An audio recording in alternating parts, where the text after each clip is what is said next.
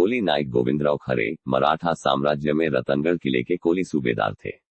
उनका जन्म महाराष्ट्र में खरे गोत्र कुल के कोली पाटिल परिवार में हुआ था। 1818 में जब अंग्रेजों ने मराठा साम्राज्य को हर दिया तो गोविंदराव खरे ने कोलियों के साथ मिलकर महाराष्ट्र में ब्रिटिश शासन के विरुद्ध हथियार उठाए और ब्रिटिश शासन के अंत की घोषणा की।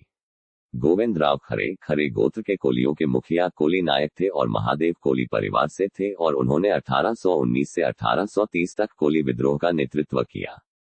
उनका परिवार 4 गांवों का कोली पाटिल था।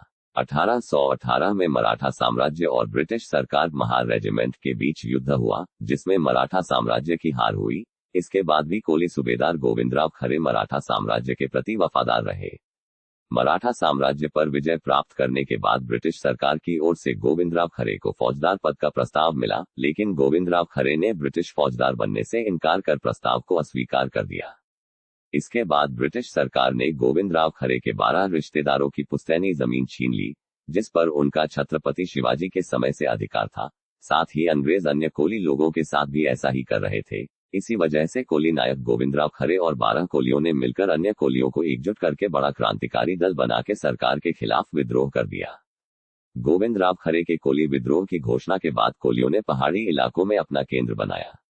गोविंदराव खरे के साथ बहुत सारे कोली जुड़ गए थे और रामजी भांगरे, जो राघोजी भांगरे के पिता थे और देवगांव के कोली पाटिल थे, वो भी कोंकण से आए और खरे के साथ जुड़ गए और पहली ही कोशिश में ब्रिटिश सरकारी खजाने पर हमला कर खजाना लूट लिया। ब्रिटिश सरकार ने कैप्टन मैकिंटोश को बंबई सेना के साथ विद्रोहियों को पकड़ने के लिए भेजा, लेकिन मैकिंटोश गोविंदराव खरे का मुकाबला नहीं कर पा रहा था, इसलिए उसने पीछे हटके पहले कोली विद्रोहियों के बारे में पूरी जानकारी इकट्ठा करने की योजना बनाई।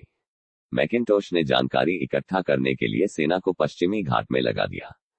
सभी स्थानीय लोग कोली क्रांतिकारियों के पक्ष में थे, इसलिए किसी ने अंग्रेजों का साथ नहीं दिया, लेकिन कुछ चित्पावन ब्राह्मणों ने ब्रिटिश अधिकारियों को बहुत सारी जानकारियां दे दी। 1830 में कैप्टन मैकिंटोश ने अकोला की पहाड़ियों से ब्रिटिश सेना भेजी, जहां कोली क्रांतिकारी सेना और ब्रिटिश सेना के बीच मुठभेड़ में कई अंग्रेज सैनिक मारे गए, लेकिन कैप्टन मैकिंटोश को सफलता नहीं मिली।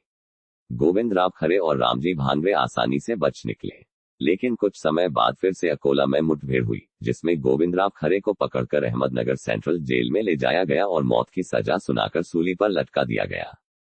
कोली नायक गोविंदराव खरे मराठा साम्राज्य में रतनगढ़